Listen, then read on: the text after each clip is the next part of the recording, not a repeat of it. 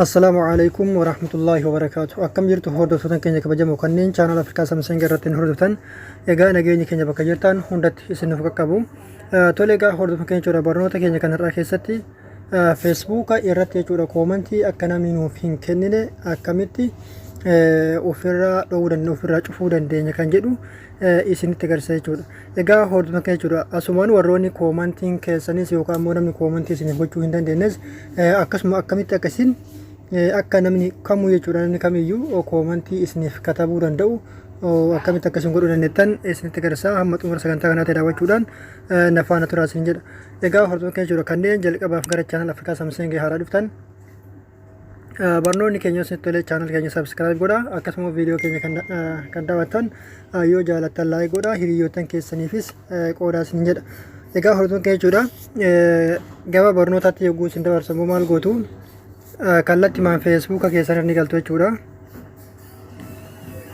Egaa Facebook keessan erga haala kanatti banattanii booda maal gootu as sarara sadan kanarra al tokkoof ni cuqaaftu. Sana booda jala irraa gara olii ol harkisuudhaan settings in the privacy iddoo jettu kanarratti ni cuqaaftu. Sana booda deebitanii maal gootu al tokkoof settings iddoo jettu kanatti ni cuqaaftu. Sana booda deebitanii maal gootu ol harkiftu jechuudha. Haala kanatti ol harkisuudhaan public posts iddoo jettu kanatti al tokkoof ni cuqaaftu. Ammas deebitanii xiqqoo ol harkisuudhaan maal gootu haala kanatti ol harkiftu jechuudha. Erga haala kanatti ol harkiftan jechuudha as public post comments iddoo jettu kan argattu jechuudha. Kanarratti fakkeenyaa fi publicii kanarra haala kanatti yoo jiraate namni kamiyyuu koomentii isiniif godhuu danda'a yookiin ammoo koomentii isiniif katabuu danda'a jechuudha.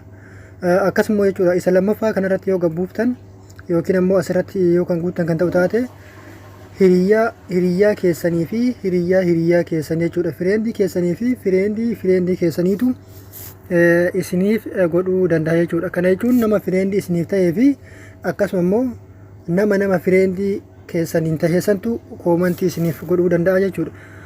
Inni dhumarra jiru yookiin ammoo fireendis kan jedhu kun jechuudha. Asirratti fireendii keessan yookiin ammoo hiriyaa keessan kan Facebook keessan irratti isiniin hiriyaa ta'e qofatu isiniif godhuu danda'a jechuudha asirratti. Kanaaf jechuudha warroonni akka namni hundi koomentii isiniif hin katabne yookiin ammoo sheerii fi laayikii wantoota akkasii qofa hafuuf warroonni barbaadan asirratti jechuudha asirratti gabbuuftu. Sana booda hiriyaa keessan qofatu koomentii isiniif godhuu danda'a jechuudha. Kanneen ammoo isin jalaa akka tasaatti ofirraa jijjiirtanii jirtan jechuudha. Maal gootu as paablikii kanarratti haala kanatti deebisuudhaan namni kamuu akka koomentii isiniif godhuu danda'u taasiftu jechuudha. Egaa hordoftoota jechuudha fuula kanarratti jechuudha wantoota garaagaraa laaltanii dubbiftanii sirreeffachuu dandeettu.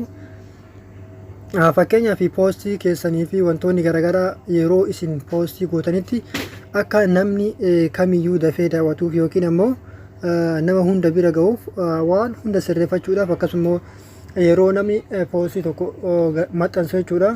Akkasuma isinis maxxansitan bifa notification yookiin ammoo miseejiidhaan dafee akka miseejiitti isiniif bilbila keessanirratti bu'u taasisuufis akkasuma wantoota garaagaraatu jiru jechuudha fuula kanarra.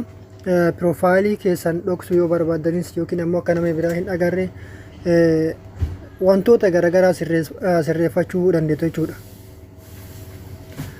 Kanaaf jechuudha wantoota kanneen keessaa kanneen akka taayimlaayinii fakkeenyaaf taayimlaayinii warroota foolooyii wantoota garaagaraa jechuudha. Kanneen isin godhan akkamitti akkasiin fakkeenyaaf dhokfachuu dandeettan yookiin ammoo akka namni hin agarre namoota fooloo isin godhan kana jechuudha ofirraa namni biraa akka hin ilaalle taasisuu dandeettan kanneen hunda asirra deemtanii sirreeffachuu ni dandeettu jechuudha. Tole egaa hordoftoota keenya jechuudha barnoonni keenya kanarraaf qabannee dhufne kana fakkaata hanga barnoota biraatiin wal geenyutti waan nu daawwattaniif galatoomaa yeroo gaarii isiniif haa ta'u.